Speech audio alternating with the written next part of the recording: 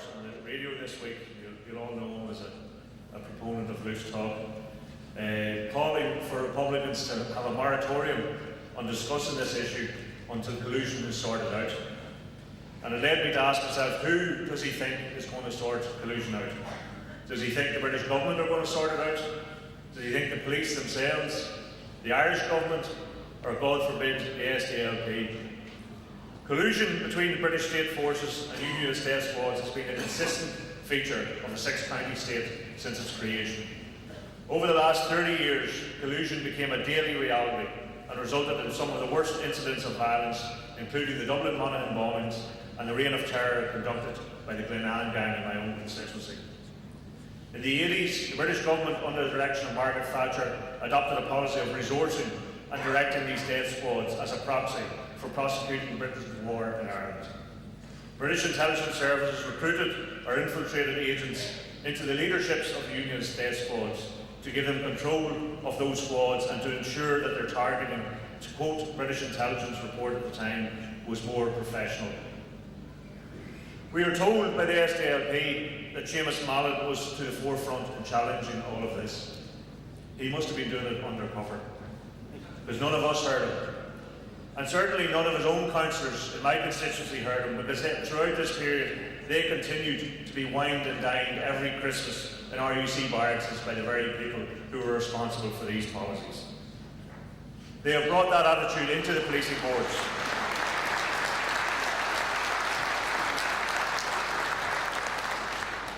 They have brought that attitude of subservience into the policing boards, and they continue to be cheerleaders for bad policing.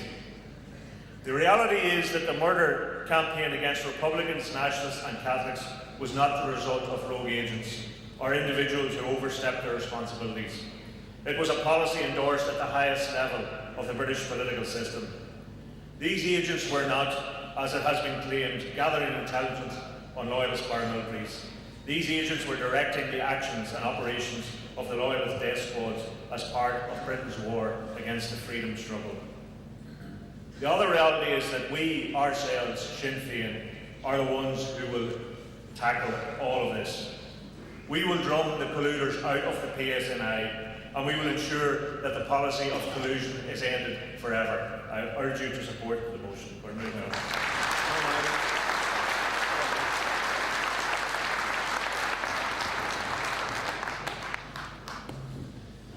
Comrades, Brendan Farron speaking on behalf of Dublin South West Sinn Féin in favour of this motion before the Ard Fheis. Comrades, I know the issue of policing has met with a lot of opposition from many within the Republican movement, and I do understand that opposition. Like the decision of the Army to stop its campaign and then to decommission, it is a very difficult decision to take, and to remove your emotions from it and take a purely clinical viewpoint on what we are trying to achieve. So I fully understand those who are opposed to joining at this time. I also understand the reluctance of those who have suffered serious harassment at the hands of this force. However, the following is just a brief outline of my thoughts on why I think it is actually a necessary step to take at this moment in order for us to achieve our strategic goals. Comrades, we have gone down the route where we see politics as the only method of moving our struggle forward. And as such, it is vital that the institutions are up and running if our goals are to be achieved and our project is to be moved forward. If the strategy of seeing these institutions as sites of struggle is to be successful, then they must be allowed to operate free from any external hindrance from those who would seek to damage the process. So without policing being dealt with successfully, is it possible for our strategy to work? I don't believe so, comrades. We've seen how the police have been used by securocrats to try and stall the process. The Stormgate affair and countless other situations where the PSNI and the Northern Ireland office have colluded in order to hold up progress. These people oppose the process for a variety of reasons, so their ability to interfere must be removed. There is therefore, in my opinion, a compelling argument that one of the most important matters that needs to be sorted in order for our strategy to be successful is the removal of political policing. And comrades, while the PSNI at the moment are far from a civic force, the transfer of powers and the changes envisaged does offer that potential to remove political policing, in my opinion. Surely, therefore, we must take this opportunity to insist on that reform, and I believe this is why the DUP are so opposed to the transfer of powers. They are well aware, comrades, how the security forces have been used to try and slow down the peace process, and we are in no doubt after the Alone report this week that malign influence a non-reformed police force has had in the 6 counties and will continue to have unless we step up to the mark, comrades. Comrades, I believe a lot of Republicans are worried because they've looked at the SDLP and the total lack of accountability they have held the police to. Well, folks, we are not the SDLP and we must approach it in a totally different manner to them. We should send a very clear message from this Ardesh that we will not support the police without being critical. The job of any politician is not only to support the police but to hold them to account. I do think the police can be changed, but I think it will take enormous effort to do it. Republicans have never walked. Cordial, especially Oliver O'Bulagan, Queer Country Minacon, Oliver Bradley, Monaghan Queer County delegate to this Ardesh. Comrades, let me say from the very outset, I do not support the RUC PSNI, full stop. But let me also turn around and say to you that over the last number of weeks, like most of you, I've attended a number of debates on this policing issue. I've seen the heartfelt anger, annoyance, people going through a lot of pain to come to decisions. And I know some people here have a different position to what I have, and I respect that. And equally, I know that they respect the position that I've taken on this issue. And when I was selected as delegate to represent Monaghan Queer County at this Ardesh, I went like most people did, and I made a presentation of what I was going to state at this Ardesh. But I put it to one side because yesterday I spoke to a comrade and I was asking him how he felt over the issue. And he asked me a question. He says, how do you catch rats? And I said to him, well, you put them in traps and you catch them that way. And he says, you only catch some of them, but you don't get them all. He says, if you want to get rid of them, you have to get into the nest. You have to find the nest, get into the middle of the nest, and destroy the nest. And I believe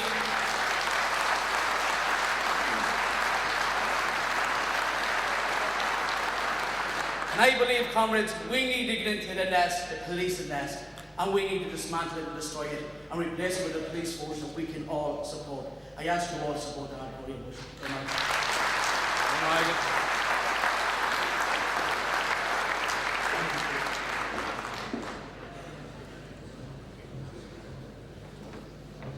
Louise Minahan Kuga Clery, Tommy Glowworth Evolver, on Rule August Sudo, speaking in favour of the motion and Amendment 2. I, like other comrades, have some reservations with the motion and the PSNI. These are things like the 50-50 recruitment, which is part of the new policing arrangements because it is done on religious grounds. And if they have to choose between a Catholic from the Malone Road or a Catholic from the Falls Road, we all know who they choose. There is the deadlock courts, which are still out here under new legislation, which is why I would also urge comrades to support Amendment 2 to the motion. There are also no provisions for the withdrawal of the British Army. I know these are a separate body from the PSNI, but I do believe we will break one force at a time. In saying all this, I also accept that this motion is not just for us, we're also part of the negotiations to drag the DUP across the line. We must be there to hold the PSNI to account. We stayed out of the PSNI to ensure maximum change and will go in to do the same. We have to break the unionist grip to ensure what happens where people can never happen again. We cannot wait until we have a united Ireland to bring about change. I do believe that it will be a battle a day where we cannot sit on the sidelines. But I also believe we should do things to suit our own agenda and not the DUP's. Like going into the Assembly, this is continuing our strategy for hollowing out the union from within. I think we have to rise above our difficulties and think strategically and take the decision that's best for our struggle at this point. And this is why I'm supporting this motion.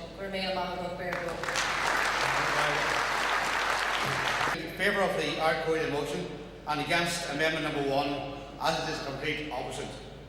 This is a very important motion today, and we are at a critical stage in our political development. There have been many turning points in Irish history and in our history within Sinn Féin. My first sort of confrontation in this situation was the first Civil Rights March in Dungannon, and that's where the first Civil Rights March was. That was met by an RUC blockage. We removed that blockage and we moved on. We could have actually turned away and said, okay, we've done our bit, we go home satisfied. but we didn't. We faced that line of RUC men as we did in October the 5th in Derry, in Newry, Armagh and Prout North to confront the RUC at that particular line. Policing, as I see it, is a blockage created by the DUP, by the securocrats and all those who are opposed to us making political progress. We need to remove that blockage in the same way as we removed the RUC in the past by bricks and stones and petrol bombs and whatever means was necessary to do that. We need to do it today by voting for this particular motion, and that will remove the obstacle to making our political progress forward. Just as how we remove those blockages, we do need to do that again. Speaking in favour of the motion. First of all, I'd like to welcome you all here to Dublin South East. Never has Dublin South East seen so many Republicans here. If only you could stay till May or June, you would guarantee me a job. And put Michael McDowell out of his job. You still only have 3 minutes. I couldn't hear you. All right. Friends and comrades, this is a great debate we're having here today. In fact, this has been a great debate we've been having for the last number of weeks. I've attended meetings, witnessed robust, lively and energetic, and most of all, comradely debates. I feel these recent weeks have been an extremely politicising period for both myself and for this political party.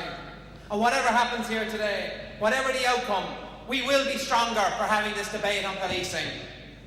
That is down to our membership and this organisation getting our heads around what is the best strategy for advancing the Republican struggle on this island. This is a debate our opponents don't want us to have, for they want to maintain the status quo on both sides of the border. Our opponents actively seek to maintain the status quo, for the inequality and divisions on this island suit their ends. Tom Hartley, speaking on behalf of the Patmacune Common Beachmount Belfast. Comrades and friends, I am here to endorse and speak in favour of the Ard Fheis motion. As we all know, there is one institution in any state that defines the relationship between the citizen and the state. That is the institution of policing. Why is policing so crucial? Because the police embody the right to use physical violence. Here in Ireland, we have been at the receiving end of this physical violence. Policing in Ireland was historically an instrument of British state power and the armed wing of unionism. For this past 30 years, the democratic struggle of Northern nationalists and Republicans confronted the source of their political domination. In that struggle, opposing the nature of policing was at the very core of our Republican democratic agenda. Today, we have reached a new juncture in that struggle. Our struggle for a democratic Ireland has been endorsed by the electorate. Now, we need to decide on the nature of our progressive agenda on policing. How do we utilise our electoral strength with regard to the institutions of policing and criminal justice? Previously, we agitated for change outside state institutions. Today, the Ard Fheis has put before us a motion which fundamentally changes our strategic direction. It is a view of the Patmacune Common that the Ard Fheis motion presents our party with an enormous opportunity. What is this opportunity? It is the opportunity to input our democratic and progressive values into the issue of policing and its relationship with the citizen. Why should we enter the In this phase of struggle, Republicans have taken many decisions. Three stand out for me as we face into today's debate. 31 years ago, Kieran Nugent began the blanket protest with others in the H blocks. And so began, in '76, the work of building a national campaign against criminalising the Republican struggle. In 1986, we came back to Dublin. We took the decision to end abstentionism, and Sinn Féin took a step into the real world of building political support in the 26 counties. And in 1998, Republicans faced into the challenge of the Good Friday Agreement. engaging the new political institutions and entering the Northern Assembly and the Executive. The prisoners' decision in 76 and Sinn Féin's decisions in 86 and 1998 were milestone initiatives. Each were united by a common thread: to change the political context and change the context of struggle and build popular support for Republican objectives. And now, today, on the cusp of 2007, we have another milestone decision to take. That question is whether, through critical engagement with policing and the judicial system in the North, we can intensify our battle for hearts and minds throughout this island. So our Ard Fheis today, comrades, is more than about Sinn Féin policy on policing. It is whether we take a strategic initiative on a par with 76, 86, 98, and on a par with the Army initiatives of 94, 97 and 2005. Acharja, dogma doesn't win struggles. Political struggles don't win and succeed without popular support, and strategic initiatives are absolutely essential to the building of that popular support. And every time we've taken a strategic initiative in this struggle, our struggles become bigger, stronger and more powerful as a result. This motion presents us with a strategic initiative to do all of that once more again today, to change the political context and to win more popular support for Republican objectives. Since the party has been involved in the debate about policing, I have reflected on my time as a Republican activist. I have thought about the 15 years that I spent in long cash on the H-blocks. I thought about the years I spent on the blanket. I was in the wing with Bobby Sands, Mark Person, Thomas McElwee and Kevin Lynch, who all later died on hunger strike. We knew all about policing, about the RUC. They interrogated us, brutalised us and imprisoned us in the H-blocks. So I know what policing has been about. I know how difficult it is for Republicans here today to deal with this issue. It is difficult for me, with my memories, my personal experience of policing.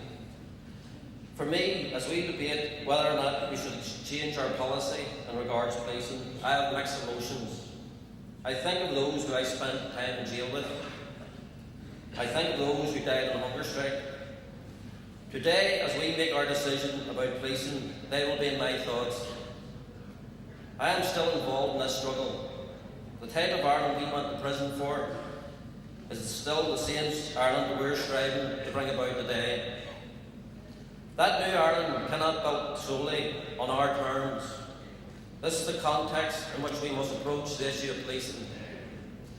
No matter how difficult the issue of policing is, our main focus must be on to break the grip on policing of the unionist elite, the NIO and the British bureaucrats. Their efforts have been about keeping policing political. Our efforts must be about ending political policing and bring about a civic, unarmed policing service. That is the challenge, I believe, for Republicans. Support for the PSNI is a challenge. Like all Republican initiatives, it is risky. Struggle of any kind is risky. Our struggle in the H-blocks to bring about political status was risky. But risks have to be taken. That is what struggle is about. That is why we're so strong today. Comrades, like many other areas, we have had much heart searching, soul searching and debate over the past couple of weeks and months. And we find we cannot support this motion. But I want to say one thing. Whatever decision is reached here today, we will leave this hall united, strong and more determined than ever to carry through this struggle to victory.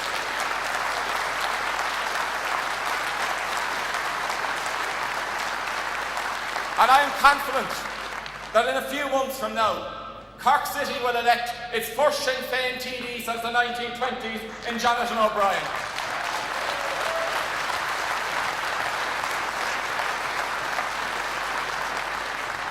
Comrades, I am not opposed to critical engagement with policing, but this motion goes beyond that. It states that Sinn Féin is committed to law and order. It gives our support to the police and to the courts, and mandates our ministers to pledge to doing the same. So long as there is British rule in Ireland, that is simply unacceptable.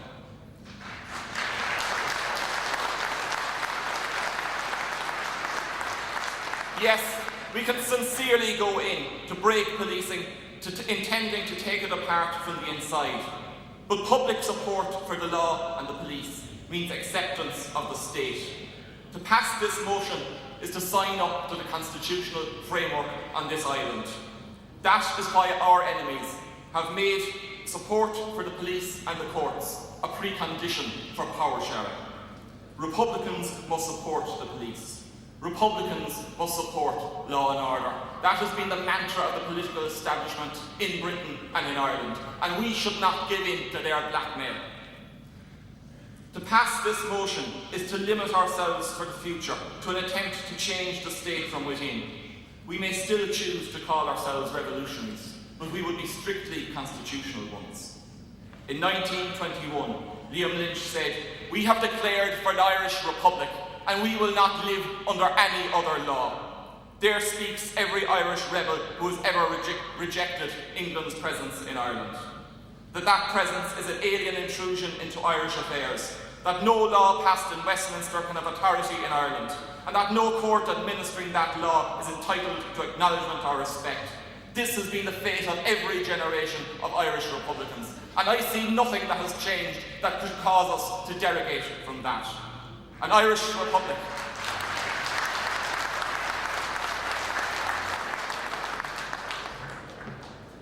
Donald Coffey, Belfast, Innismacaway, County Common. Tommy Lorch, Erhan, and Runshaw, Atamultaha, in Ard Fheis. I am speaking in favour of the motion, as I see it proceeding as a direct result of the peace strategy itself. Revolutionary strategy must fit the circumstances of struggle, and it must lead to the achievement of our strategic objectives. Our primary political objective is to unite the Irish nation in a sovereign state. Today, the greatest obstacle to achieving that objective is the historic division in the Irish nation, carefully fostered by the British. Our task is to overcome that division, to reunite the Irish nation. It is none other than the completion of the democratic revolution, or the reconquest of Ireland, as Conley put it. The Republican peace strategy is predicated on engaging and challenging one by one the pillars which underpin the Northern Statelet and maintain the division in the Irish nation. Our ability to enter into this institution-based war of position is only possible due to the success of the IRA's long war against the Brits. We must recognise the weakness of the six-county statelet. It was created to safeguard discrimination. It was historically maintained through discrimination, and it is today only sustained through discrimination. Republicans have always held that the six-county statelet is fundamentally unreformable. That was and remains correct. The logical conclusion is that we only have to drive forward the equality and national democratic agendas with ever-increasing state power, and we will achieve unity.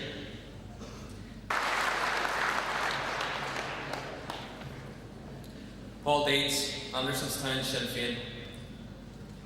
Akoliaki Public Tanaha, Taluher Aral, Sinn Féin, and Mali Andersonville first you hear. Veglieri or Dodge Dlu Fartiak to live, Aganokaj, Urgrak, Special to Starrel Shaw and you.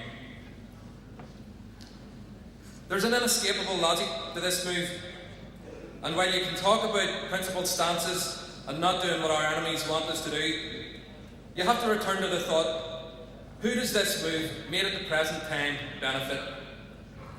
And there are a few areas where we would feel that passing this motion today brings into effect major achievements for the Republican project. First of those is in regard to the no men of unionism. And firstly, we should consider that by endorsing policing, we are not doing what the unionists want, because they actually don't want us to do this. No matter how much they may cry about it, that's only because they never thought we could or that we would. By involving ourselves in the control and holding to account of policing, we are taking away one of unionism's last bastions of power and one of their last meaningful symbols of superiority. If they want to celebrate their assertion that support for policing makes Republicans more amenable to civic society, that's fine, because this makes them more amenable to the removal of their special power and special treatment, and more amenable to all Ireland control of institutions. Policing is important to unionism for the very reasons that, for them, we must not be part of it. Because for them, policing and justice are about 1. Policing Republicans, and 2. Maintaining the state that we mean to dismantle. So on policing Republicans, or what we call political policing, by us joining the policing board at this time, along with the transfer of powers and the establishment of an Irish Policing and Justice Ministry in Stormont, the potential to completely remove the PSNI's capacity for political policing is obvious. But what about MI5? While Sinn Féin still have many concerns here, it is unprecedented for a colonial power, much less the Brits, to allow the creation of a security context in which their intelligence service will be denied their oxygen of having a policing and justice establishment that are willing to turn a blind eye and even actively assist in their pursuits, as has been the case in the past. Roddy, Ard Fheis, speaking in favour of the Ard Fheis motion, but I also want to oppose amendment number 2. Several of my friends stood in front of the Special Criminal Court and were railroaded into Portlaoise prison on trumped up charges with no evidence whatsoever. However, I would ask Cumann not to build conditionality into this motion, which is the result of tortuous political negotiations. We oppose the Special Criminal Court. Does anybody believe that anybody in this platform supports the Special Criminal Court and what it has done to Republicans? However, the way to get rid of the Special Criminal Court is not by putting conditionality into this Ard Fheis motion. The diplock courts in the north are soon to be gone. The reason that they're soon to be gone is the result of campaigning by this party, hard work by this party, and political negotiations. That is the way to get rid, once and for all, of the political court in Green Street, not by building conditionality into this motion. Now, to the substantive motion itself.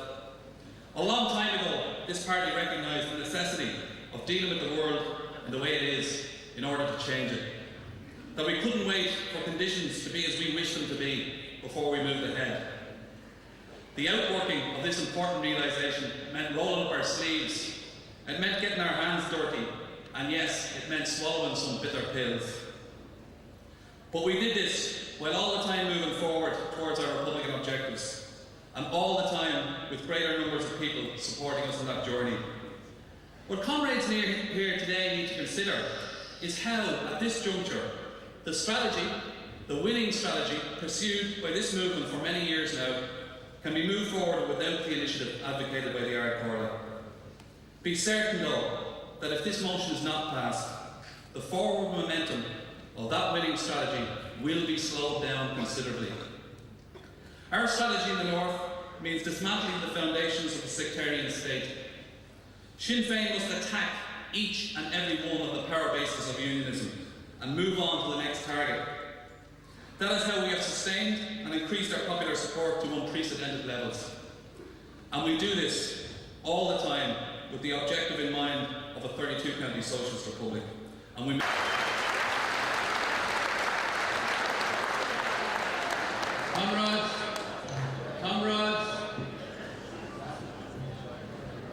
Comrades, before the next speaker, the next delegate goes to the podium, let me remind people we have several speakers in line. We have a good long day in front of us. Respect is the operative word here this afternoon, and comradeship. All delegates, please adhere to the time allocated in respect and solidarity with each and every other comrade. Go right, comrade. Seamus Bresson, Chantal Morris Cumann, Derry. Comrades, over the past number of years, the leadership of our movement have taken risky yet courageous decisions in order to best move our struggle forward. These are decisions that have been hard decisions for Republicans to agree with. Yet, they have been decisions which, in my opinion, have advanced our struggle and moved us a step forward to a 32-county socialist republic. The issue of policing in the 6 counties is yet another pill which the public will find hard to swallow. The people of Ireland never had accountable civic policing.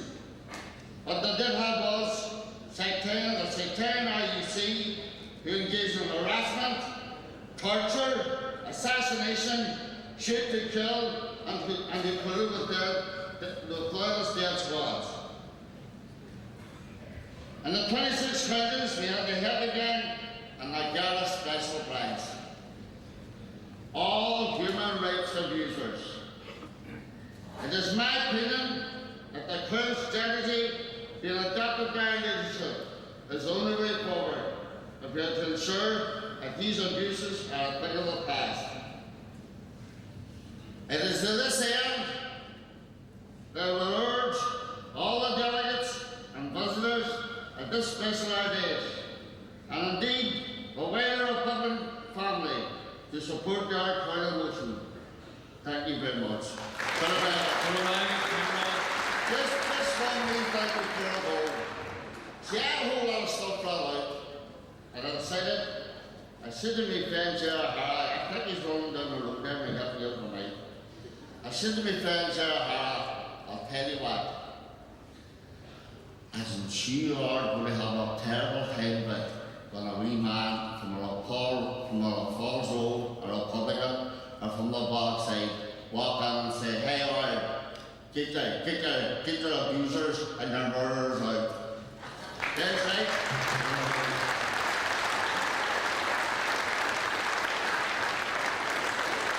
Good examples of following speakers. Alright, come on. Next speaker then. I'm standing my case and I'm done. Hopefully not get over in bed. To make Lord Shigenya, you're in the Ard Fheis. Irremer of the hospital brutal again, ruin the hard Polia, as we're talking up the horse and coppish pulling up to over Sinn Féin, or Balakella. Make sure on me car, explain which again at Buffy no more, Mahogan Sinn Féin, or talking up to PSNI, because they go over, or forces Slondall in the Ratna, a curve I and please Sasson and much in a heron. They go over a name, Barhow, like Simon Sinn Féin.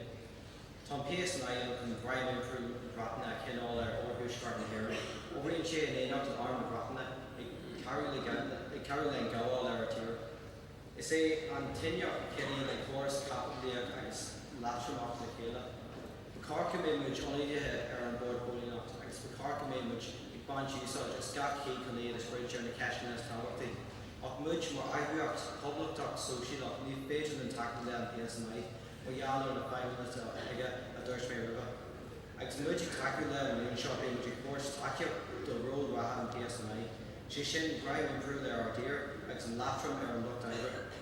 Go to all over Sinn Féin again you ruin the hard Polia, like our go to all lash into the Jenny. Involve our topic going up to Féin. Here Mervyn, what can I do? I ask all you delegates to vote against the Ard Fheis motion and to consider over Sinn Féin's releasing documents as an alternative.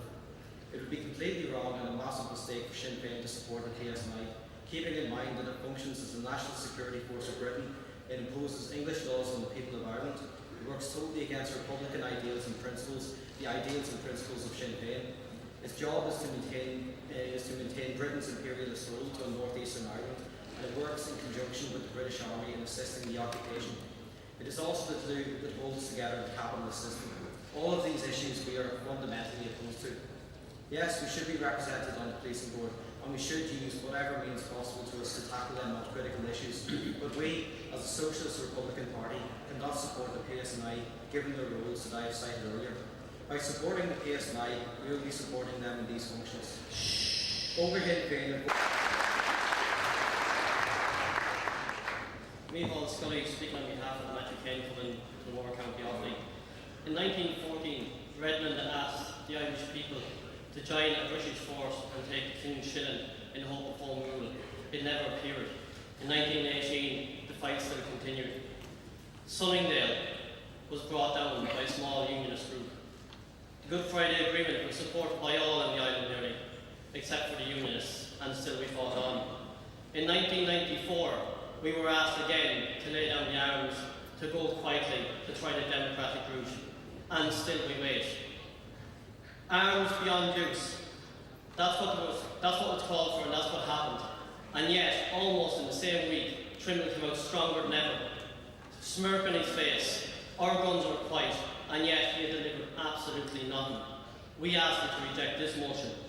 Mr. Adams, Jerry rightly says that we must have an end to British jurisdiction on this island, and yet we are still asked to proceed and join this policeman, to allow our sons and our daughters to join a rebranded British force of sectarianism and national hatred. A rebranded police force still paid for by the British government. A rebranded police force still housed in the same buildings where many of you were beaten senseless. A rebranded police force still in the hands of so many at the very top of this chain who harbour feelings of hatred and anger against us and our cause. How can we support this motion? How can we allow ourselves to be consumed wholly by while our 6 counties are still watched over by MI5? Even Jerry Kelly this morning admitted himself that MI5 and the use of plastic bullets will still be lurking over us. Who will decide when they are called out to play again? We must, in this case, listen to our hearts, which urges us to do what is right, not to do what is popular.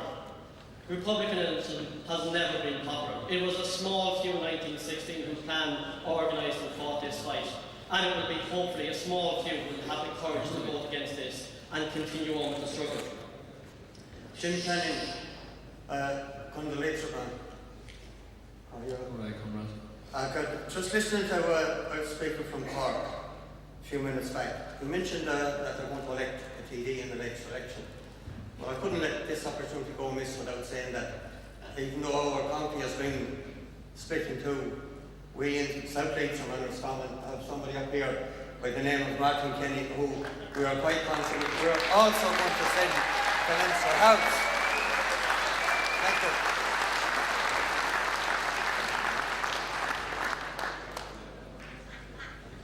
Speaking on the support of the motion, the Ard Fheis motion, almost 21 years ago, as near as few makes no difference, Sinn Féin, we gathered together and we had a motion which we voted in favour of sending our TDs to take their seats in Leinster House. And they took their seats, and the people who walked out that day, to the best of my recollection, were told by I think none other than Martin McGuinness that they were going nowhere, only home. Now also on that day we had the late John Joe McGarrell and the late Joe Cavan, who had gone through a long, very long, hard road, going back longer than I would even know or remember. And John Joe had been elected on an abstentionist policy way back in the 50s. John Joe and the people of that era went through a lot of what we would describe now as harassment and all sorts of brutalities suffered in the occupied part of our country. They suffered it at the hands of forces in this jurisdiction, but yet they worked and endeavoured and supported the taking of the seats and all of that. And they could see the validity of embracing change when the time and opportunity seemed appropriate, as it has been proved since it was the correct decision.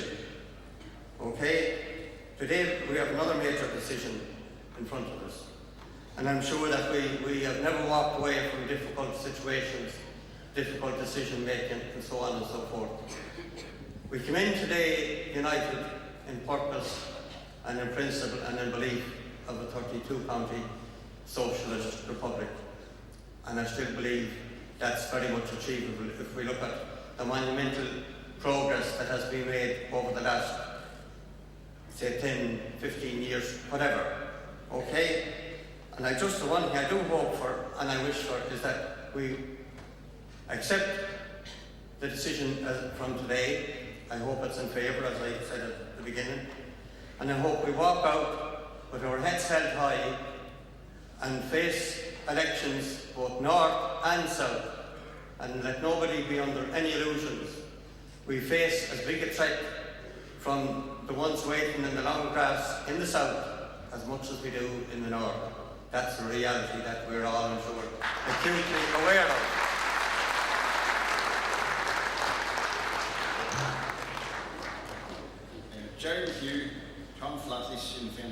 Enniskillen, County Fermanagh, in support of the motion, the Ard Fheis motion.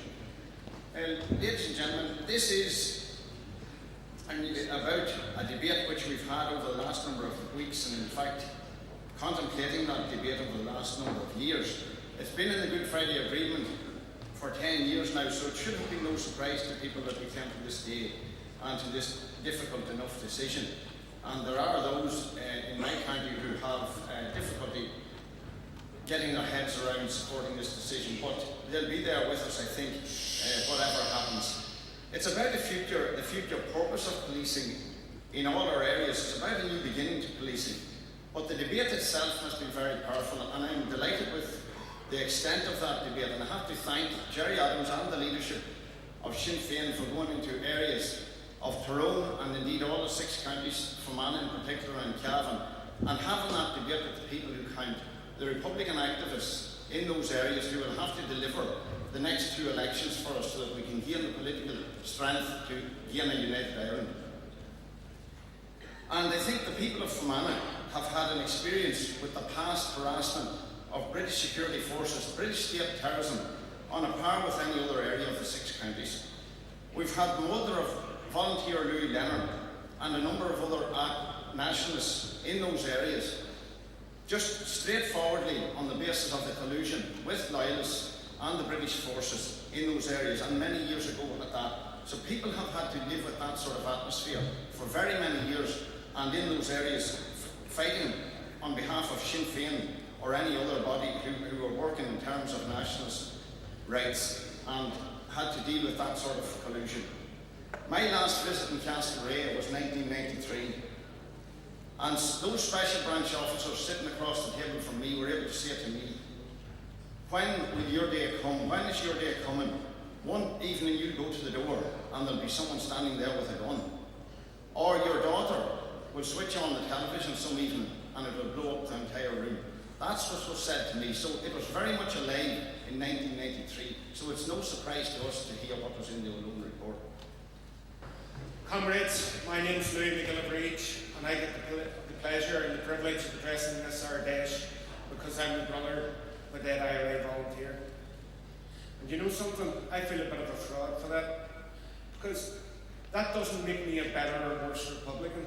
As I walked through the room today, I saw many comrades who'd suffered far, far more than we ever did as a family. And I salute you. I thank you for your struggle.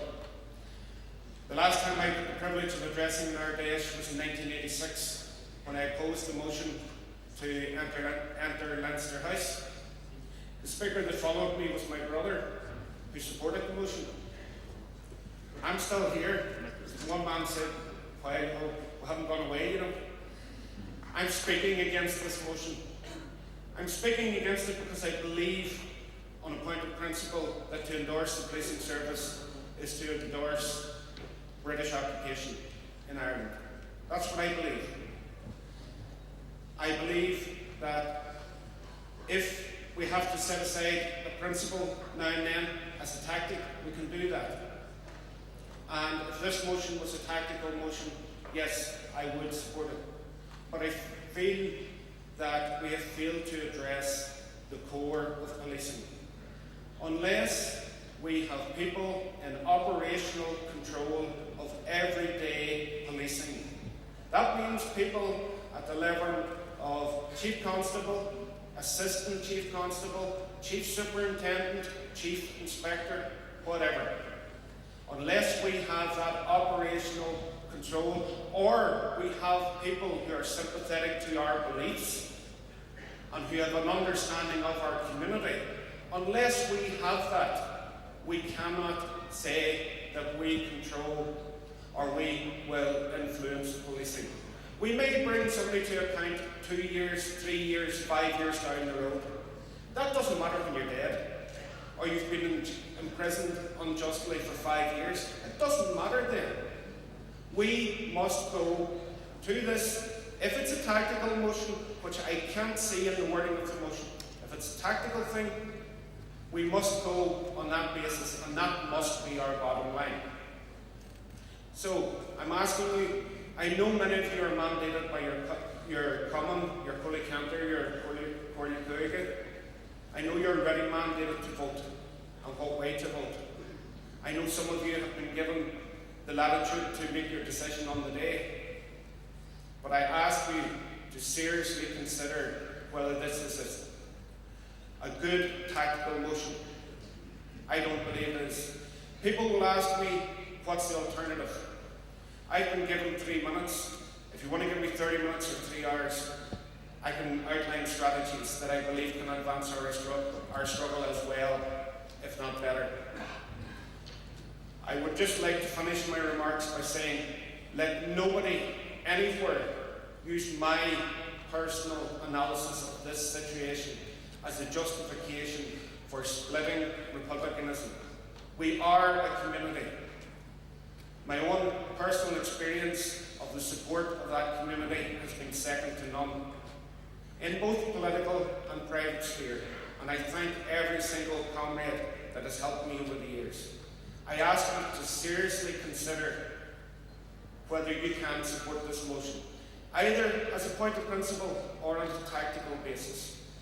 And please, please, comrades, do not lump me in with people who have no other agenda than self-aggrandizement. This is my...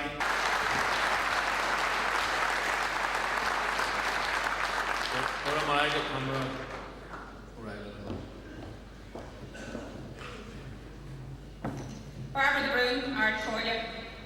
Lord, your son of ruin agus an aisle as a shake.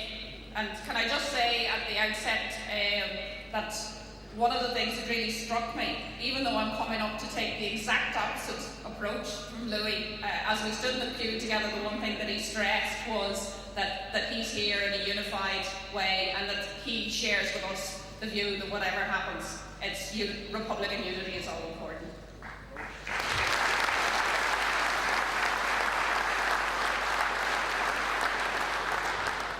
Comment the Blian O'Hin, Glock Sinn Féin, agus Glock an Ard Fheis, le Kenyu, Tapu the Pretigu, le Garda Síochána.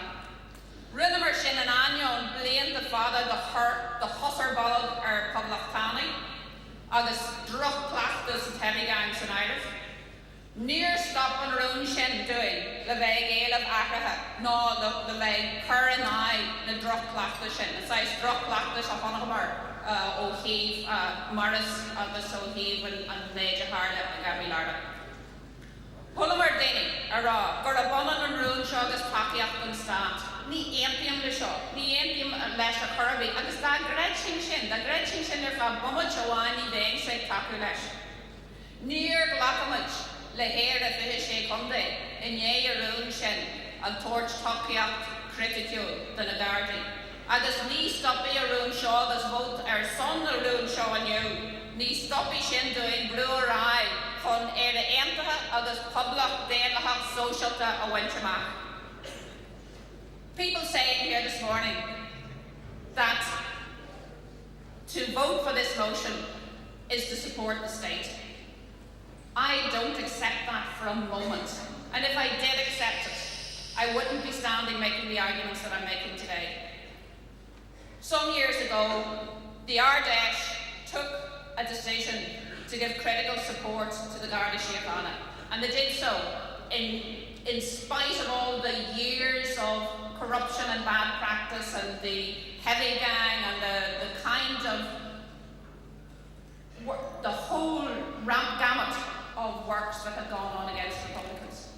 That didn't mean that we accepted the 26 county state, or that we accepted that Ireland stopped at the border, that it stopped at Donegal, that it stopped at Dundalk, and that it stopped at Monaghan. Not for a minute. Does anybody believe, because we took that decision, that it meant that those of us in the north were not part of Ireland anymore? Or that anybody in Sinn Féin accepted that? That typically wasn't the case. And there's no way that the motion that we have here before us today is going to stop us from moving forward in order to see and to bring about a 32-county Irish Democratic Socialist Republic. In fact, that will be speeded up by this initiative. Many people have talked about this initiative in terms of what it will bring about in policing. but all Republican initiatives have also brought a huge leap forward in a much wider field than the particular area of work in which they took place. Some years ago, and there's many people here I know that saw that, there were young Republicans throughout the 26 counties in particular that couldn't even hear a Republican message. They had no access to the Republican message.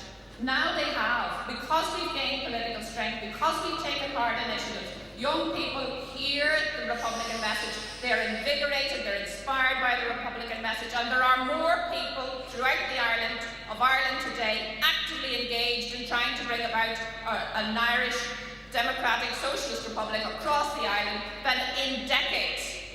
And this will be accelerated yet again by this initiative today.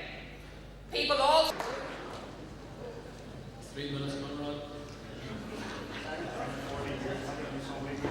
Second time in 40 years at the podium, still 3 minutes. All right, Conrad. Sean Murray. Make the best use of it. Clanner Martyrs coming, God's country, Belfast.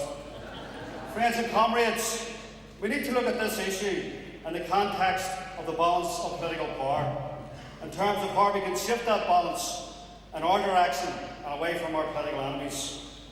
Our strategy is predicated on building political strength in both jurisdictions, north and south, and using it in our determination to attain state power. Because without achieving state power, we can introduce the type of change in society we aspire to. We are about building a new Ireland of equals, a new social and economic order, which places levers of power firmly in the hands of the majority of our citizens, as distinct from its current concentration in the hands of a small elite. Since the Orange State's inception in 1921, Unionists have monopolised state power in a six-county context. They controlled and directed the key instruments of power: their police force, the RUC, their civil service, their parliament, and their criminal justice system. The key individuals in all of these institutions, alongside the Unionist Party hierarchy, shared a common membership of the Orange Order. This served to reinforce the sectarian ethos of that state, whilst defining the second-class status of nationalists and republicans. Unionists used these instruments of power to coerce, intimidate, and marginalise all those opposed to the Orange State. Whenever the Crappies raised their heads, the RUC could call on the Orange Militia by way of the B Specials, the UDR, and the RAR. But the times, they are a-changing. Sounds a good line for a song. With the rise of the Orange Militia for the first time since plantation, the balance of power is changing, and changing irrevocably. If we pass this motion today, we can assist that process of change. By deciding to depoliticise and hold accountable the institutions of policing and criminal justice, we are wresting control and influence away from unionists and the British securocrats.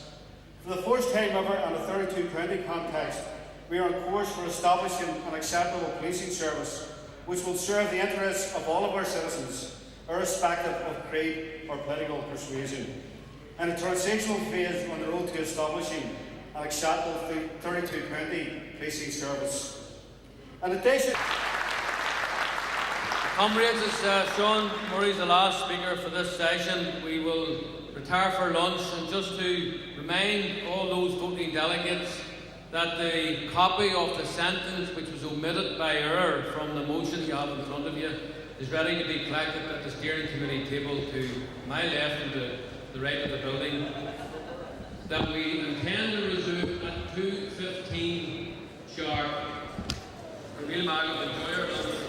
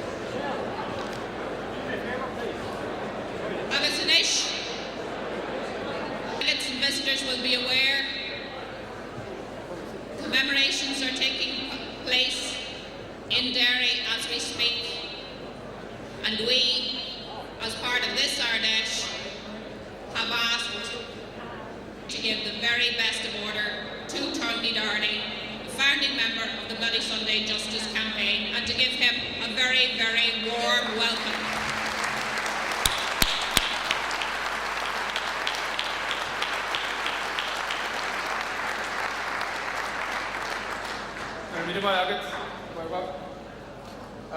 It's an honour to be here to represent Derry as it remembers its dead and looks forward to a better and more just future. This Ard Fheis falls on the 35th anniversary of Bloody Sunday, and exactly 9 years since the unprecedented announcement of a second tradition in Clery into the kilns. And the time that I have available, I would like to provide my views on a number of interconnected issues that are directly relevant to the furtherance of this debate. First of all, this is only the 5th Bloody Sunday March that I have missed since 1973. Michael McLaughlin apparently has missed one, which is today. The 4 previous occasions occurred consecutively in the years 1981 to 1985, as I was a guest of the governors of Crumlin Road and Longcase prisons respectively. And it's good to see quite a number of my former friends and comrades here today as well. And with all things being equal, my preference today would be in Derry. There is an acceptance in Derry that the greater goal of political progress at this moment in time speaks with much more immediate urgency. First, I'd like to address the event of Bloody Sunday itself. A friend of mine, John Ray, who's the youngest brother of Jim Ray, murdered on Bloody Sunday, and who has endured many years of hardship because of his political beliefs, will today address the thousands of people currently gathered at the Craig shops. And this is part of what I will say. Bloody Sunday and the Savile Inquiry do not stand in isolation. It was not only in Derry on the 30th of January 1972 that the forces of the British state deemed it necessary to commit murder. And incidents the length and breadth of Ireland, in small numbers and large, directly linked on Bloody Sunday and should be killed, and directly now through collusion and under the direction of unionist death squads, the British state in Ireland has been responsible for many hundreds of murders. Because of this, the Savile Inquiry is a litmus test for the British government in Ireland. Its findings will indicate, better than any words, whether the British state is prepared to face up to the role that it played here, and whether it is prepared to acknowledge that it was an active participant in the conflict. Anyone who followed the inquiry knows the conclusions that it must come to, and these are: it needs to state clearly that British soldiers committed murder and attempted murder on the streets of Derry on Bloody Sunday. It needs to state that there was never any justification for any of the British Army's actions carried out that day. It needs to state that the circumstances and atmosphere created within the parachute regiment immediately prior to their deployment in Derry were a direct contributor to their murderous actions. It needs to state that culpability for the events of that day lies with the British government ministers and British Army officers who made the decision to murder the civil rights movement off the streets of Derry, and that the British state must take full legal and political responsibility for the actions of their agents.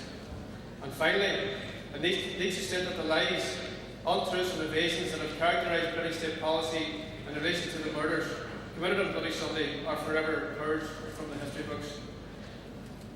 The second issue I'd like to address is that of policing itself, and while it's not my role to tell you how to vote, I also have a view. In the context of political progress made since 1994, finally grasping the nettle of unionism's traditional stranglehold of policing has undoubtedly proved contentious both outside and inside republicanism. Not least of all, given the coup de grace delivered by Nuno Loan to the RUC Old Guard and its now woefully exposed central role in loyalist collusion, leading to a covering over the murders of innocent people at a time when the rest of society was trying to embed and prolong the peace. Of course, the latest expose by the Ombudsman is merely an illustration of what has been taking place here for decades in the North. Despite all the evidence to present a prima facie case for murder, no policeman ever called to the house of Jim Ray in Duncliffe Avenue, or the home of Michael McDade in Tyrconnell Street, or to my mother's house in Hamilton Street, nor any of the homes of those murdered that day, to do anything other than arrest or intimidate other members of the household. And when I could repeat this point ad infinitum with regard to practically all of the state killings in the north. I think it is important to say that by the time the Bloody Sunday inquiry took its evidence from currently serving and former members of the police force some 30 years later, many chose to ignore the lesson of history by further disgracing themselves by continuing to adhere to a totally discredited and state-sponsored version of mass murder in which they themselves were complicit. It had such a malign influence in our lives, on the investigations and the classification of our loved ones. Who's the director of this institution? I am of course referring to the DPP, or the now renamed Public Prosecution Service. Those anonymous lawyers who sat in back rooms and decided that Soldier B should not be charged with murder despite the overwhelming evidence, that policeman A should not be charged with assault despite the extensive bruising, that agents should be allowed to continue as serial killers, and that some young man or woman should be prosecuted on the basis of forced confessions. Isn't it time we shone some light on the role of the prosecution service and devoted the same attention to changing that office as has been correctly devoted to policing? While in theory the DPP's role is to be kept free from political interference, in practice it is willingly operated with the objective of keeping members of the so-called security forces free from prosecution, or, if that was impossible, to ensure that they enjoyed the most lenient of sentences for crimes such as serious crimes such as murder, bombings and falsifying evidence.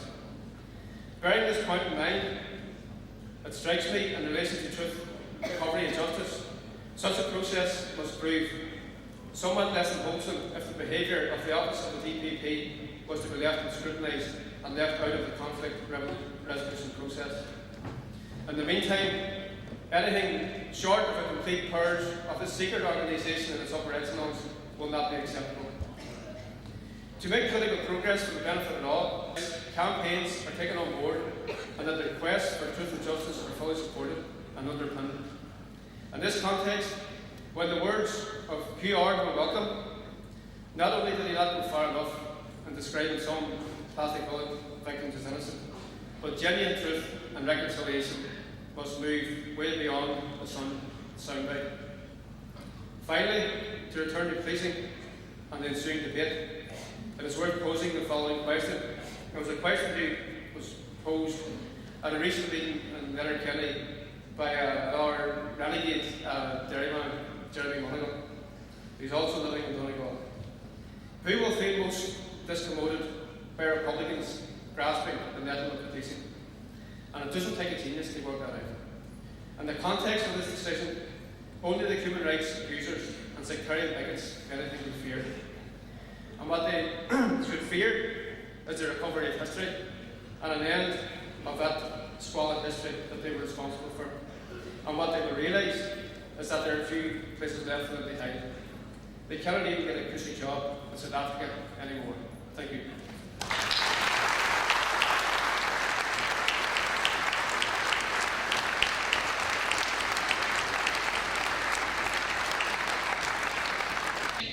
While so Kumai, Taranul, agus Karagum the Deaver Fad, Knockwill, Kui Womacha Ach, Egnadini Type Molu Lassaha, Gachdan Ella, Tree Womacha, Ataka. Colin Barton, Padraig Pierce Common, Bogside and Bradleywell, Derry City. Comrades, as we gather here today to discuss a motion before this Ard Fheis, in Derry, thousands will be on the streets remembering the 35th anniversary of Bloody Sunday. Our job as Republicans in 2007 is that we make sure that days like Bloody Sunday will never happen again. The only way that is going to happen is if we push open the door, step into the arena of policing and wrestle the power and the control from the headlock in which the nationalist and Republican community have been held for generations. Today's motion sets out in detail, as Republicans, how and why we should go about that job of work. The Padraig Pierce Common held detailed, comradely, honest and hard discussions about our position on this motion. Some members expressed concerns about the concept of support for the PSNI in any guise whatsoever. Given the failure of that organisation, they won the necessary respect and support from our community. Some felt uneasy about the nature of the negotiation process around this motion, as well as expressing the fears of our wider base, which have at various times in recent weeks been confused, angry or uncertain. Some members argued that the job of each Sinn Féin member must now be to act as a leader.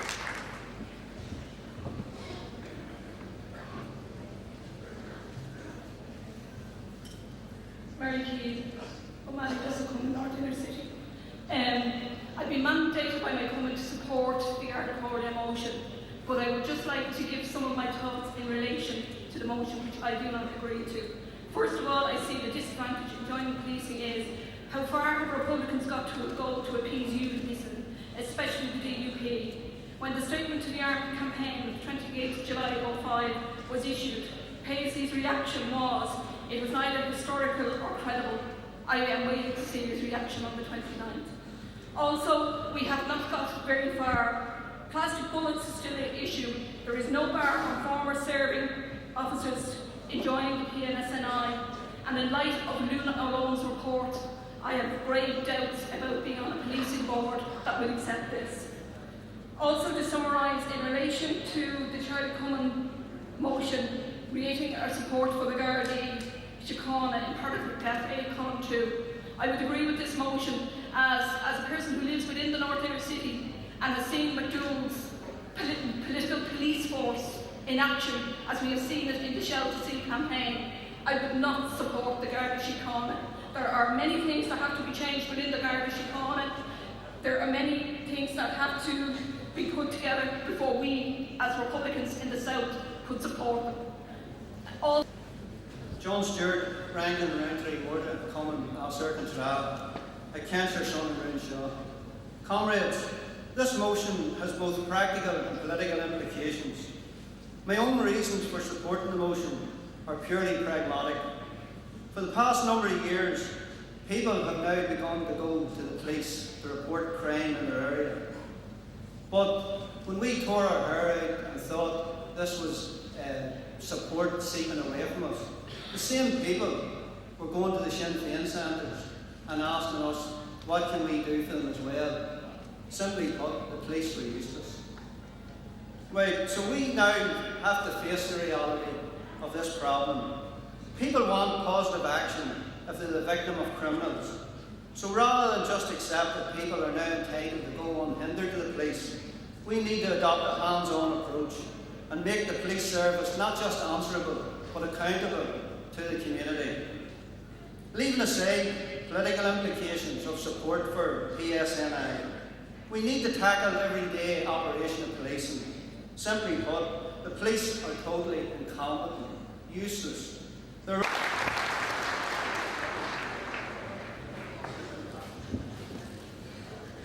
Daniel Cameron, Galway West, speaking against the motion. This motion is a very detailed motion. It's a page long and there's a lot of good things in the motion. But at the end of the day, it comes down to one paragraph. It comes down to an endorsement of a British-controlled police force. And that to me is the bottom line. I'm not here to say that police will never have to be dealt with. Policing has to be dealt with. But only when it's accountable, and that was our bottom line to the Assembly, when it would be up and running. And amendment number 18 was a perfectly fair amendment to make to this motion, and yet for some strange reason, it was withdrawn this morning. It was not much to ask that we stick with our bottom line, that it would be accountable to the Assembly when it's up and running.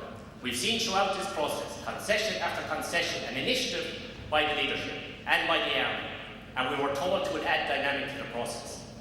And yet, every initiative that has been taken has been thrown back in our face tenfold. And we listened this morning in relation to no gets you no place. Dr. Paisley has said no throughout his political career, and he now dominates unionism, and he will dominate it further after the next elections. I just want to make a few points, and I wrote out some things in relation to this. To basically say I told you so about collusion. It was an absolute churning, so churning, I have to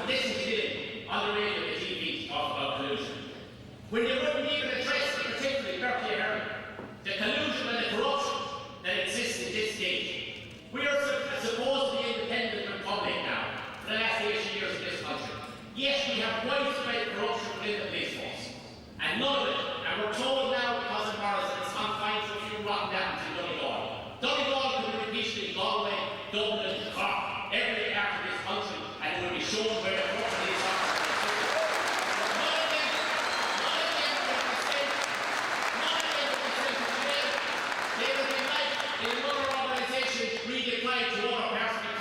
Continue their work against ordinary working class people.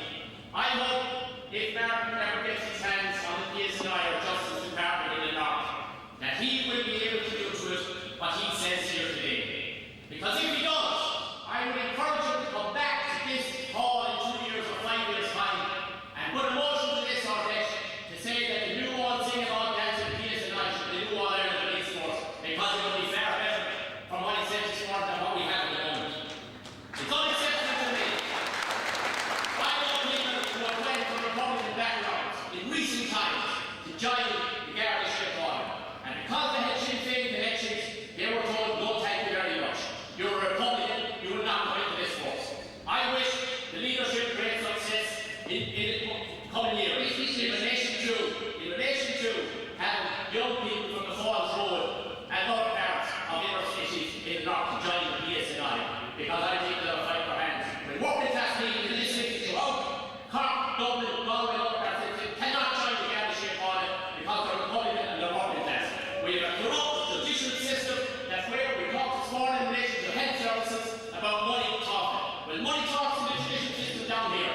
If you don't have money and you go in as a working class person with your legal aid traffic solicitor, or maybe no solicitor at all, you do your time. But if you have a fancy lawyer and a fancy barrister, pay your money, you walk free from the chains. And you will continue in the jail. Working class people. And I ask you to consider, and I know this motion will be passed here today, and I would urge all people over Sinn Féin people and other people not to go home and just say as they are, because there's a lot of young people in jail in this country who joined other organisations for the right motives and are now serving long sentences in jails north and south and over in England. And the leadership of our movement should campaign day and night to get these people on ceasefire, to get these prisoners released. It should be the top priority for the leadership of this movement in the coming years.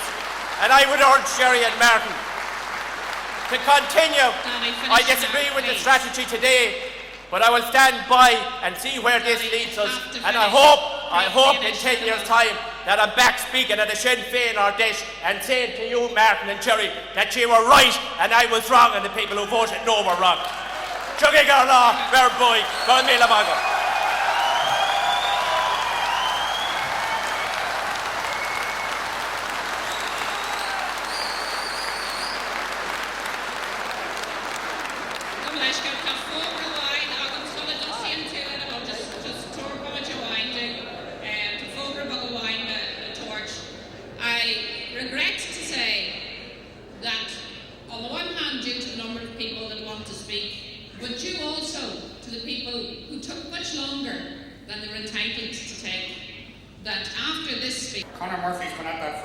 Every time I get near a microphone, it's stop Valley. My name is Niall. No, you still have 3 minutes. No, right. Have I got what? You've got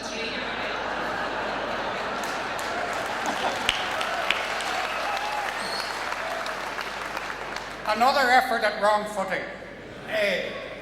Niall Valley, Rankin, Roundtree, Marta, Common, Newry. You can breathe easy. I'm in favour of the motion. Nobody, no problem. Basically, no matter what, how well you're prepared for various things have happened in the north that take you by surprise and that leave you, you just can't take it on board. I was on holiday once in France and I felt rather guilty because of what was going on, but I brought my children to a camping holiday. And they came running down, and I knew that something had happened by the fear in their faces. And then I heard some other Irish people talking, and we got a radio from Radio Ireland, and we all turned it on. We got the news, and as I say, nothing really prepares you. The announcer said Peter Robinson has invaded Clontarf. Now, I want to say to you that, I'm not saying that to you, I'm saying that was the only advance that the Unionists have made in 35 years in Northern Ireland.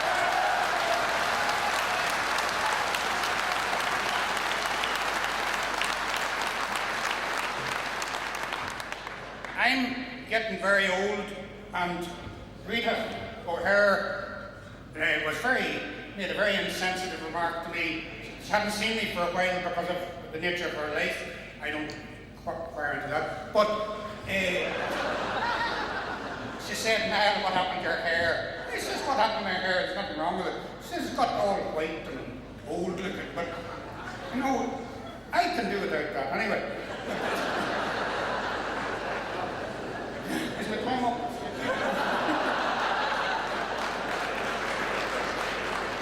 The reason I said that was today Unionists have to do the unthinkable. As I say, I can look back 40 years over this struggle, 35 years, 80 years of this state. We remember the group were at the beginning. What was it? Wouldn't have one of them about the place. You can fast forward then to Trimble, they need to be house trained. Then you had all the talk about decontamination and all the talk about sackcloth and ashes. Well, today, not only have them about the house, not only are they in around the kitchen, they have to get into bed with Sinn Féin. And they have to snuggle up with them.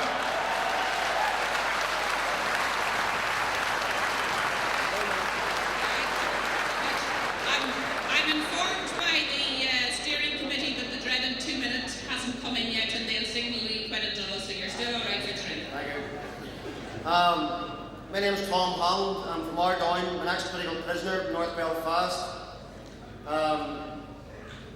50 members of the Ard Fheis community were murdered by Unionist paramilitaries throughout the conflict. This community in particular, and those 50 families, followed the recent report of Nuala Alone, the police ombudsman, with great interest. The report reveals that the RUC, including very senior officers, were actively involved in assisting Unionist paramilitaries to carry out the murders of innocent people. It is no surprise to us to learn that they failed to act on information that could have saved lives, nor the fact that they protected killers by destroying evidence and conducted sham interviews designed to cloak rather than reveal evidence. But these findings have been revelations to the wider community. Mrs. O'Lone described Mark Haddock as a serial killer and deemed the failure of the RUC to act against him as collusion. The report is an acknowledgement of the practices of the Special Branch actually consolidated the position of the UVF, particularly in North Belfast. Our community continues to live with the consequences of this. Unionist paramilitaries have killed more than 1,100 people in the course of this conflict. The UVF alone have killed over 500 people.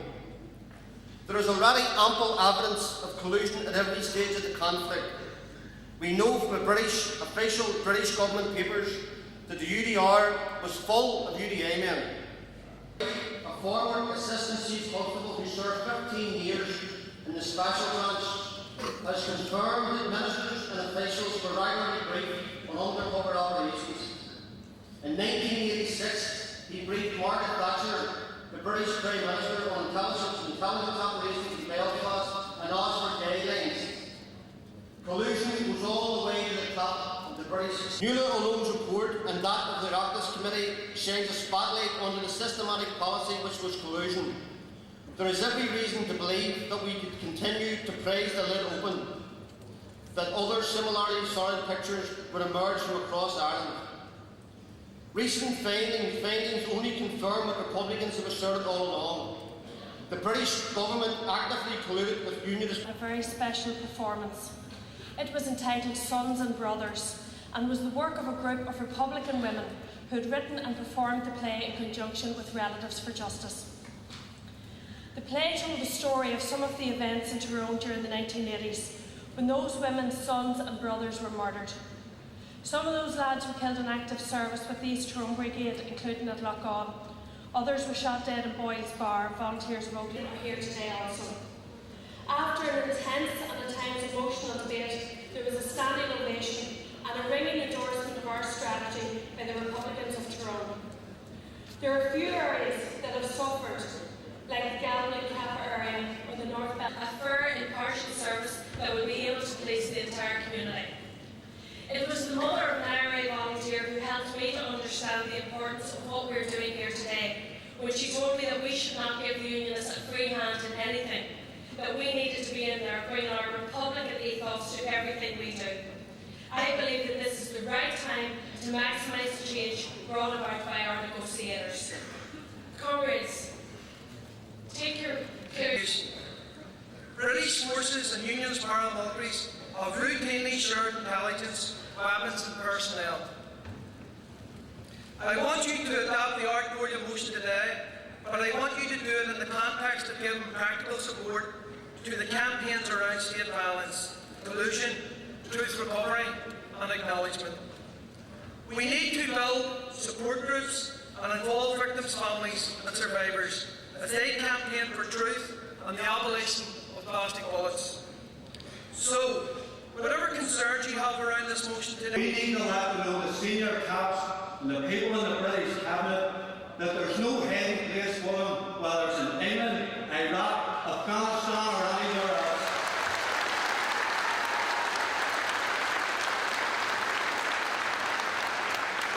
And then we have to look at all this through in the wider struggle that we're engaged in.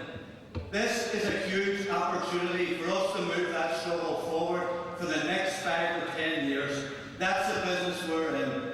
It will give us power over policing, but not just policing, over justice, over the appointments of the groups that have served in the judiciary, over the public prosecution service. It'll give us a chance to tackle the inequalities that drive working class people to prisons, when blue-collar people walk away with laying in the pockets of Fianna Fáil politicians. We've got to tackle all that too. And it's for appeasing the DUP, which some of our comrades have suggested we're in the business of doing. The DUP are running scared at the fact that we're going to take this historical decision today. They don't want us in there.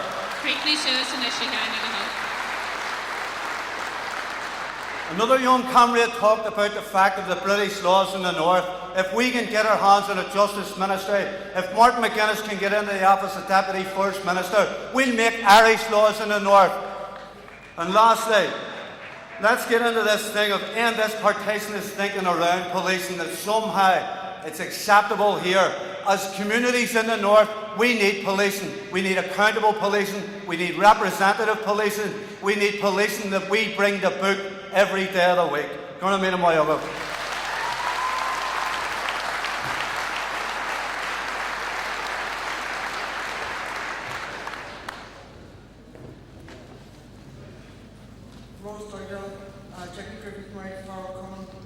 In support of the resolution and the revolution.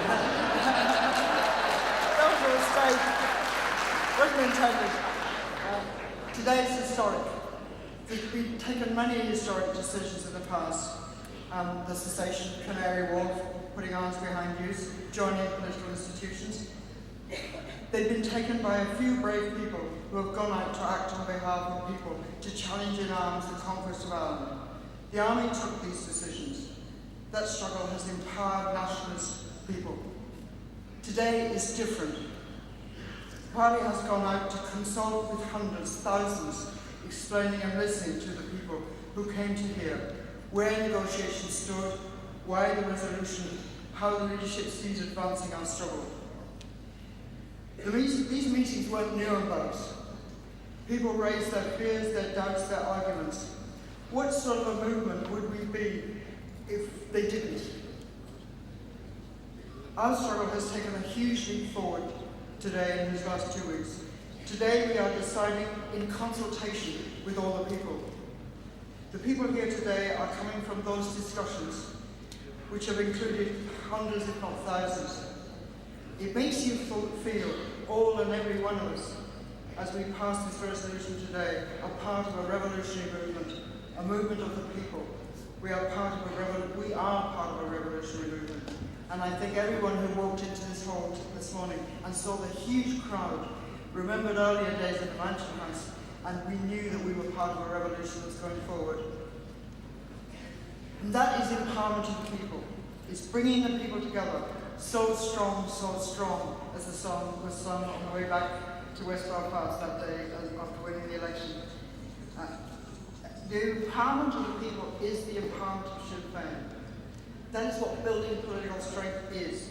We need to know that, to recognise how far we have come, but also how far we have to go.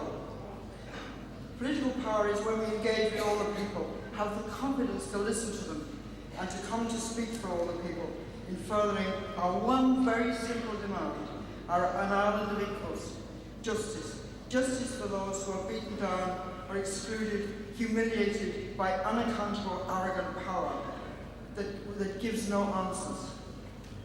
We cannot build a democratic socialist republic, an island of equals, while we have at our backs the majority of the people in the 6 counties believing in the only politicians that they've got. Politicians who build their strength on the refusal to share power, on discrimination, on sectarianism, on inequality, on fear, on the habits of this world. There are many habits, and they're not all in the sea yet. They're in Donegal, and they're in Mount. We cannot build a united Ireland on the basis of political parties that believe that it's okay to throw all asylum seekers into jail. Sectarianism is a deliberate, carefully fostered policy to divide people, to disempower them, to make them afraid of each other. Policing will be as accountable as far as the community is empowered to make it accountable. To empower people means to become a part of the struggle for rights. There is no other way, there is no other life, except to draw the people together in their differences, to make policing and government accountable to the people. On Monday, we will all go out to further this in the knowledge that these last marvellous and intensive few weeks, that we are part of the revolutionary movement. Thank you.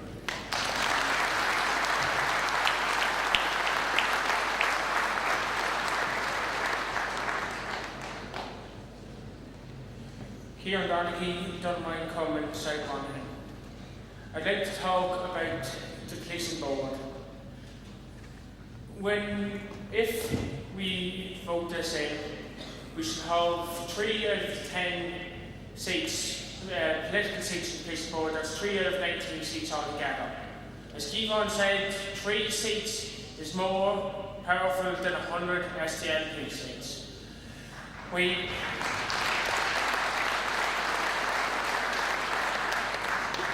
But the problem comes when we look at the smaller policing boards. It gets broken to local authorities where it's politically represented. That means in places where Catholics are in the majority, they get the least representation. Where Catholics are in the most futile position, they have the least representation. This left me very wary of voting yes or no. But I talked to a fella whose brother was murdered by the police, who went to prison and was beaten weekly by the police. He said to me, I'm voting yes. We have to support the cause and march together as an army. I'd just like to say, I'm standing by that man. I hope you'll all do the same. Burn my eyes.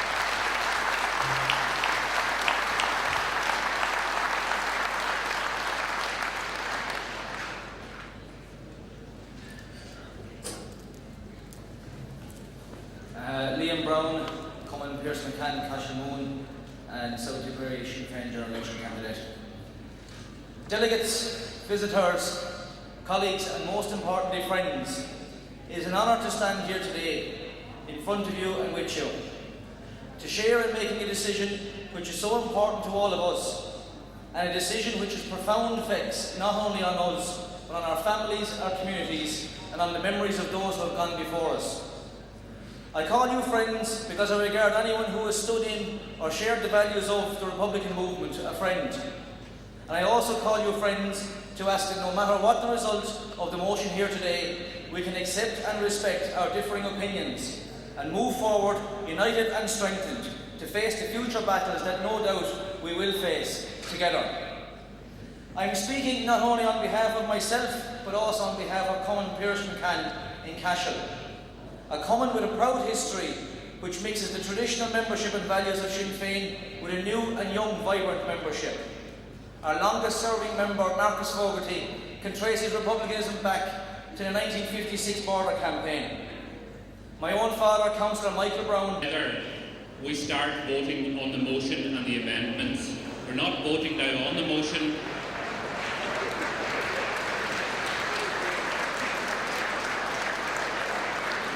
We're not voting on the motion, but we're voting on whether we go straight in to vote on the motion, and we need a simple majority of 50+1. So, whether that we move the motion now.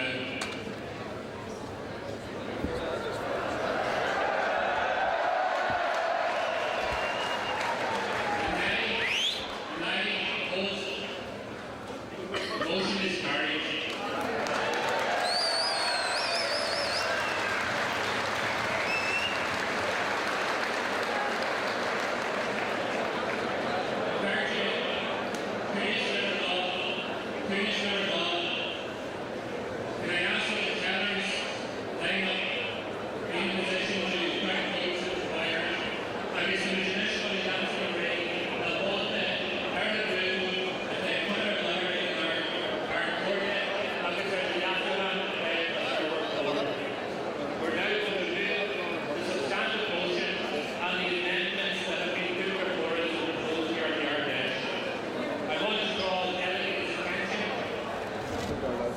To the fact that amendments number 4, 7, 8, 9, 10, 11, 17, 18 have all been withdrawn.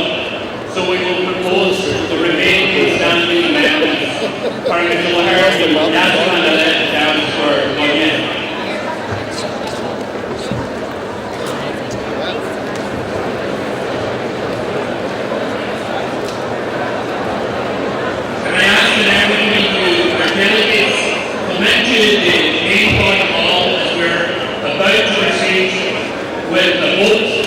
Motion that is before us and the amendments that have been proposed.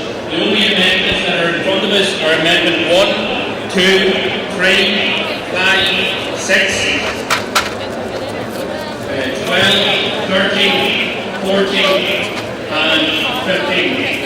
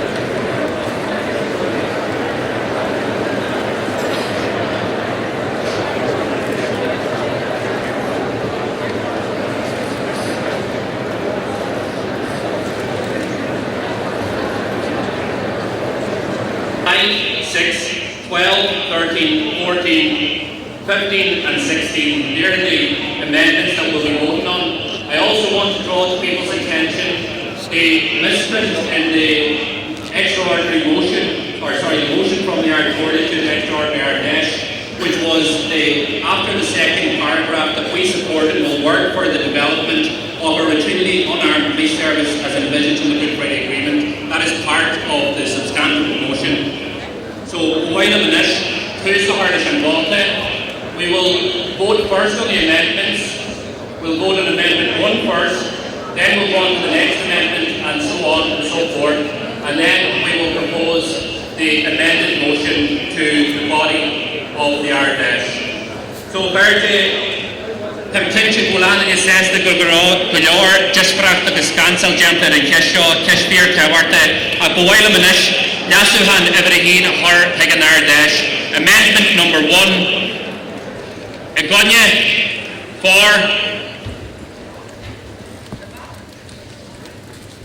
for a wawer, an Aiden against Chichinche. Yasuhan Evredol, a wawer for an Aiden Chichinche. Yasuhan Evredtree, a wawer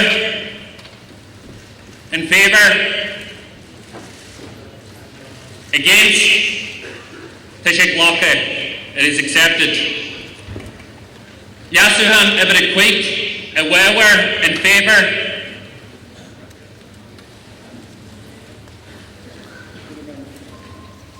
And Yaden against Chichinche. Yasuhan Everett Shea, Amendment 6, a wawer for. And Aiden against Chichinche. Yasuhan Evredoyeg, Amendment 12, a wawer for.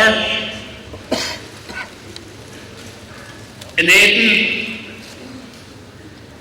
Tishik Locke. Yasuhan Evretrijeg, 13, a wawer for. And Aiden Tishik Locke. Yasuhan Everett Karjeg, a wawer for 14. And Aiden against Tishik Locke. Yasuhan Everett Quickjeg, number 15, a wawer for.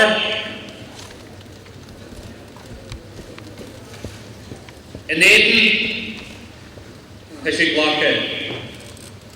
Yasuhan Everett Amendment 16, a wawer. And Aiden Chichinche.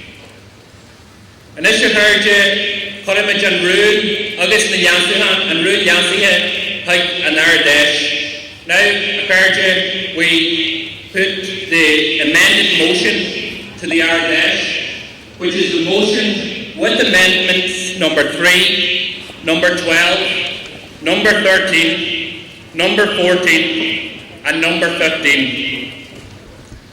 A wawer for.